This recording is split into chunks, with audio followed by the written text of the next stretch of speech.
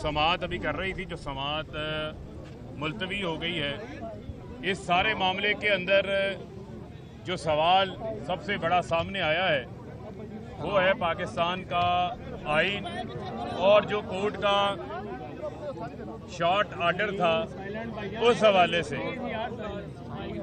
Article जो सवाल अदालत ने फ्रेम किया है, जो प्रेमा फेशी बादिल नज़र में उन्होंने बात की है कि आर्टिकल 63A सब क्लास 1B जो है, जिसमें पार्लियामेंट्री पार्टी का जिक्र किया गया है, उसके अंदर पार्लियामेंट्री हेड का जिक्र जो है वो मौजूद नहीं है। उसका जवाब जो है वो इरफान कादर ने देना है, जो आज बज़ाहिर जितनी समाअत मैं सुन के आया हूँ कि उनके पास किसी किस्म का उसका कोई तसल्ली बख्श जो है वो जवाब मौजूद नहीं था। वो यही कह रहे थे कि ये परसेप्शन लिया गया है या ये बात उन्होंने खुद समझ ली गई है। अब उनको टाइम दिया गया है कि वो अपने रिटर्न आर्गूमेंट्स जो हैं वो जमा करवा दें, और अभी जब अपना कोर्ट ऑर्डर लिखवाएगी उसके अंदर मज़ीद तफसीलात भी सामने आ जाएंगी। जितनी बात हम समझ सकें कि हमजा शहबाज का 1 जुलाई का जो स्टेटस है वो बहाल किया गया है, इसका मतलब ये है कि जो आज का हलफ उसने उठाया है वो हलफ जो है वो अपनी जगह के ऊपर जो है वो विद हेल्ड हो गया है, और 1 जुलाई का जो उसका स्टेटस था बहाल किया गया है अदालत के बतौर ट्रस्टी के तौर के ऊपर, ताकि सूबे के अंदर गवर्नेंस का कोई जो मामला है वो निज़ाम ना रुक सके। और इसके साथ साथ जो अदालत का जो शॉर्ट ऑर्डर है उसको अदालत ने जो है वो देखना है।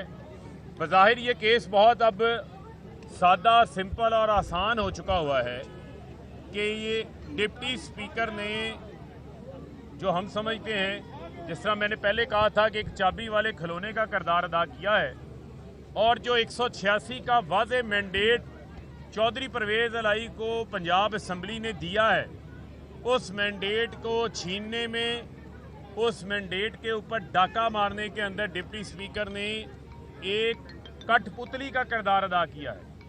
और वो कठपुतली की डोरियां जो हैं वो आसिफ अली जरदारी, शहबाज शरीफ को फ्रंट के ऊपर लगाया गया। वो सबको पता है कि वो कठपुतली की डोरियां किन हदायतकारों और साइंसदानों की तरफ से हिलाई जा रही थी। और हमें ये पूरी अब उम्मीद है कि सुप्रीम कोर्ट ऑफ पाकिस्तान जो है वो आइन और कानून की बालादस्ती जो है वो कायम करेगी। जितनी समाअत हुई, जितने आर्गूमेंट्स हुए, उन तमाम आर्गूमेंट्स के अंदर ये चीज़ नज़र आ रही है कि अदालत ने किसी जगह के ऊपर भी, जो डिप्टी स्पीकर की रूलिंग है उसके अंदर किसी जगह के ऊपर भी जो उसने समझा है कि पार्टी हेड का फैसला हतमी है, वो किसी अदालत की ना फैसले का हिस्सा है, ना ही अदालत के शॉर्ट फैसले का हिस्सा था, ना ही आर्टिकल 63A 1B सब क्लास की वो इंटरप्रिटेशन है। तो लिहाजा काफ लीग की साजिद भट्टी जो पार्लियामानी लीडर थे, उनका लेटर मौजूद है। पूरी काफ लीग के 10 अरकान ने परवेज़ इलाही को वोट डाले, 10 वोट काफ लीग के, 176 वोट पाकिस्तान तहरीक इंसाफ के परवेज़ इलाही को कास्ट हुए हैं। पंजाब के सबसे बड़े, पाकिस्तान का जो सबसे बड़ा सूबा पंजाब है, जिसकी 60% पाकिस्तान की आबादी है उसकी, उस सूबे का इंशाअल्लाह अदालत से जब फैसला आएगा तो परवेज़ इलाही जो है उसका आइनी और कानूनी वज़ीर आला होगा, जो कानून उसके मुताबिक होगा। इनको अपनी जिल्लत और रसवाई करवाने का बहुत शौक़ है, ये शौक़ अच्छी तरह से पूरा करें, लेकिन बतौर ट्रस्टी के ये नहीं हो सकता कि ये IG को बदल दें, ये पुलिस को गैर कानूनी हुक्मनामे भी जारी करें, ये ज़िमनी इंतखाबात के अंदर जो है वो धांधली के पूरे इंतजामात करें, ये भी नहीं हो सकता। तो मैं ये समझता हूँ कि अब ये केस जो है वो बहुत वाज़े हो चुका है, बहुत आसान हो चुका है। अब जो है इनको एक टाइम मिला है, ये अब एक शॉर्ट टाइम फ्रेम ऑफ की बात है। अदालत इनके रिटर्न आर्गूमेंट्स ये अपने जमा करवा दें। अदालत ने बड़ा दिल का मुजाहरा करते हुए इनको एक मौका फराहम किया है, अदरवाइज़ जो है ये केस बड़ा क्लियर हो चुका है। पाकिस्तान के जितने कानूनदान हैं, जितने साबे हैसियत मारूफ कानूनदान हैं सब इस जगह पे खड़े हैं कि डिप्टी स्पीकर की जो रूलिंग है उस गैर आइनी गैर कानूनी रूलिंग का कोई भी दिफा नहीं कर पा रहा, कोई भी उसका दिफा करने को तैयार नहीं है। और पाकिस्तान की आवाम को हम सलाम पेश करते हैं जिसने कल रात जिस तरीके से मुल्क गिर लोग बाहर निकले हैं सड़कों के ऊपर, वो अपने मैंडेट की हिफाजत करने निकले थे। और ये मामला मैंडेट वर्सेस माफिया हो चुका हुआ है। वो माफिया जिसने मुल्क को दोनों हाथों से लूटा है, जिसने पापड़ वाले फालूदे वाले मकसूद चपड़ासियों के अकाउंट्स के अंदर जिन्होंने दौलत छुपा रखी थी, जिन्होंने मुल्क को लूट रखा था, ये अब मामला उनके खिलाफ है। और ये लोग आइन को कानून की धज्जियां उड़ा के अपनी वजारत आला कायम रखना चाहते थे। ऊपर इम्पोर्टेड हुकूमत, गुलाम हुकूमत बैठी हुई है, नलाइक आजम बैठा हुआ है, यहाँ पर जाली वजीर आला हमजा शहबाज जाली तौर के ऊपर इक़्तिदार पे कब्जा करके बैठा हुआ था। ना इनके पास कोई अखलाकी जवाब है, ना इनके पास कोई आईनी जवाब है, ना इनके पास कोई कानूनी जवाब है। तो मैं ये समझता हूँ कि अब इनका जो है टाइम फिश हो चुका है, इनका जाना जो है वो ठहर चुका है। और इनको अब कोई भी ना पाकिस्तान की अवामी अदालत से ज़िमनी इंतखाबात में रिलीफ मिला है, क्योंकि अवाम ने इन लोटों के खिलाफ अपने वोटों से जवाब दिया है। और ना ही आइन और कानून में गुंजाइश मौजूद है कि आप 186 वाले को वजारत आला से बाहर कर दें और 179 वाला को वजारत आला का हलफ उठवा दें। आपको अचकने पहनने का बहुत शौक है। मेरा हमजा शहबाज को ये मशवरा है कि आप हर साल जो है जो ब्राइडल फैशन वीक चलता है उसके अंदर जो है वो ग्रूम भी मौजूद होते हैं, वहाँ पे पहन के आप जो है वो शेरवानियों का शौक पूरा किया करें। ना इक़्तिदार आपके पास की बात है, ना गवर्नेंस आपके पास की बात है, और ना ही अवाम की हमायत आपको हासिल है, और ना ही आप आइन और कानून के मुताबिक जो है वो काम कर रहे हैं। बहुत बहुत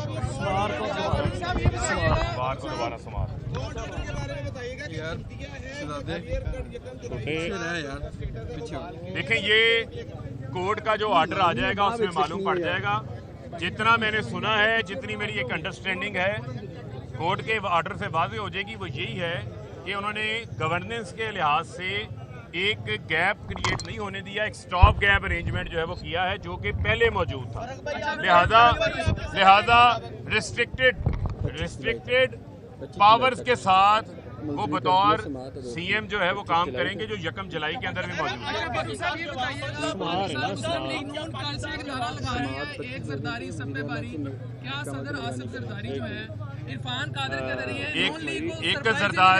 एक जरदारी लोटो चोरों पे भारी है, अवाम पे भारी नहीं है, और इस मुल्क की वो बीमारी है। देखें मामला ये है कि ये सरप्राइज इन चोरों को मिला है। इनको ये लगता था कि पब्लिक बाहर नहीं निकलेगी, लोग इनकी धौंस को, दबाव को, पुलिस गर्दी को, तशद्दुद को, बर्बरियत के नीचे दब जाएंगे। पाकिस्तान की आवाम उससे जो है वो इनकारी है, और पाकिस्तान के अंदर जो है वो अदालतें भी मौजूद हैं, और सबसे बड़ी अदालत के बाहर हम खड़े हैं, सुप्रीम कोर्ट ऑफ पाकिस्तान के बाहर। तमाम नज़रें जो हैं पाकिस्तान की सुप्रीम कोर्ट ऑफ पाकिस्तान के ऊपर लगी हुई है कि वो इसके ऊपर क्या फैसला देते हैं। केस बड़ा वाज़ेह है, ओपन एंड शट है, और वो बादियुल नज़र में बता भी चुके हैं, और जो उनके वकील हैं वो दफा नहीं कर सके। अब ये मैटर ऑफ एक टाइम है, जो मैं समझता हूँ कि आइंदा आने वाली समातों के अंदर वाज़ेह हो जाए।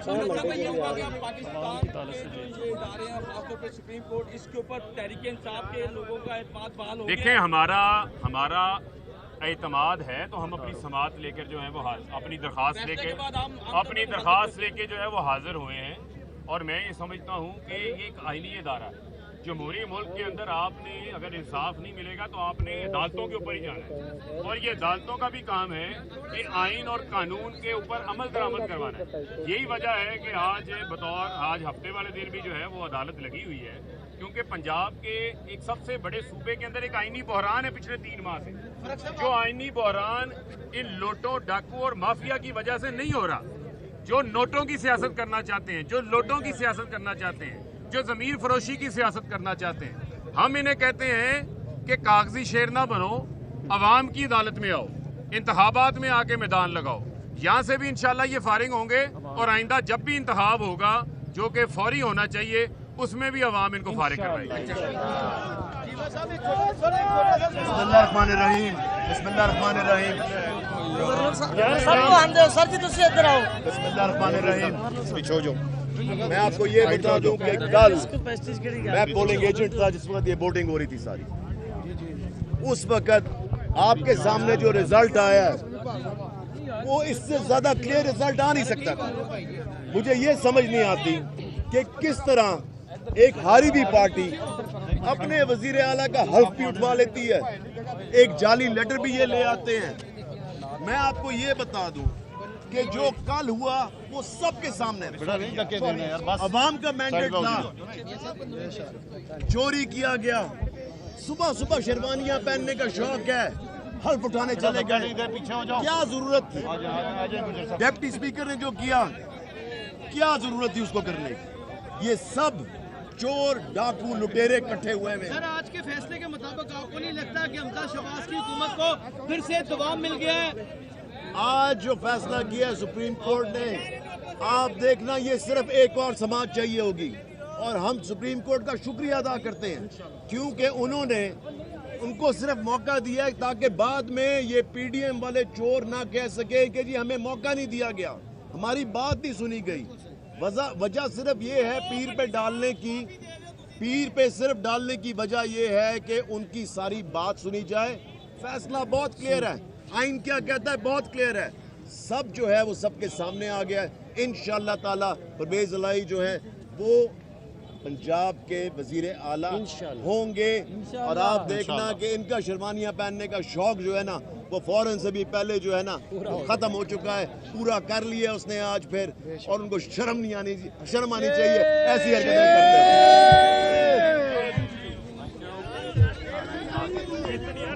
बेटा धक्का नहीं दे, पीछे धक्का नहीं दे बेटा, पीछे हो जाए। चलो बिस्मिल्लाहिर्रहमानिर्रहीम। आप सब जानते हैं कि पिछले 3 माह से पंजाब के अंदर जो सियासी और आईनी बहरान जारी है, 16 अप्रैल को यहाँ लाहौर में एक वजीर आला पंजाब का इलेक्शन हुआ था और इसी डिप्टी स्पीकर ने आइन शिकनी करते हुए गैर कानूनी तौर पे एक शख्स को वजीर आला डिक्लेयर किया। और आपने देखा कि मैंने अपने हल्फ की पासदारी करते हुए, आईने पाकिस्तान की पासदारी करते हुए एक गैर आईनी शख्स का हल्फ लेने से इनकार किया था। उसकी वजह ये थी कि ये किसी तौर पे भी मुमकिन नहीं हो सकता कि सिर्फ इसलिए कि वो वज़ीर आज़म का बेटा है आप आइन और कानून की धज्जियाँ उड़ा के सिर्फ आपकी ज़ाती ख्वाहिशात को पूरा किया जाए और पंजाब के ऊपर इक़्तिदार पे कब्जा किया गया। कल दोबारा आपने देखा, कल एक बार फिर उसी डिप्टी स्पीकर पंजाब असेंबली ने आइन की और कानून की खिलाफ वर्जी करते हुए, मैंने पकड़ा हुआ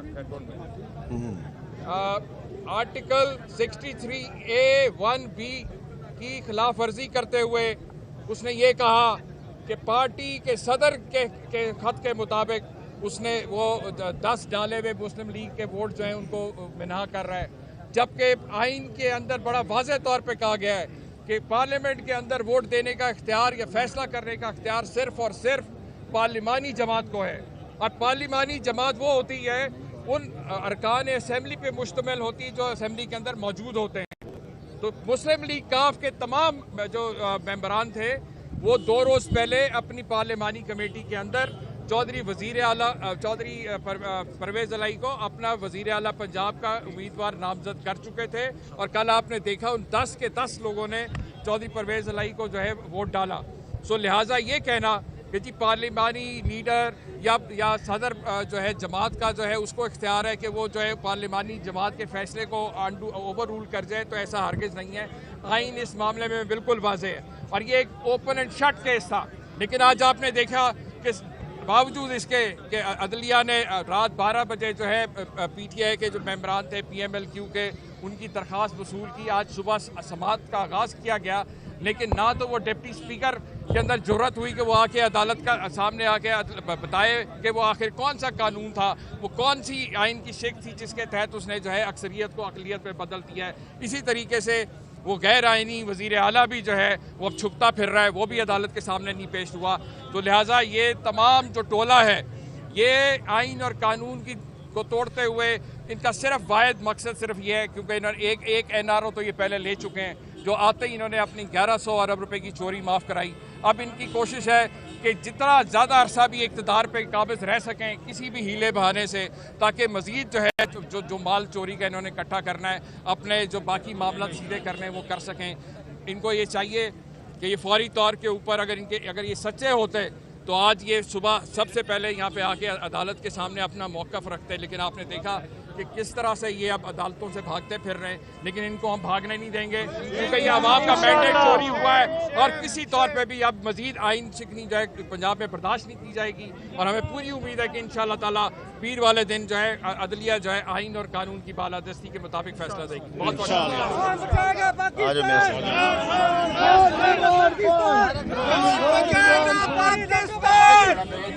मेरा पीछे हो रहा यार,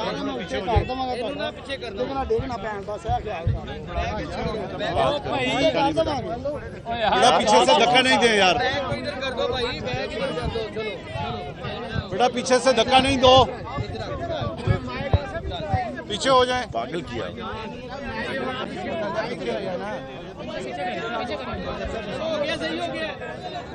थोड़ा पुश करें उस तरफ यार, उस तरफ पुश करें। भाई करें आप बात शुरू करो जी, बेटा पीछे हो जाओ।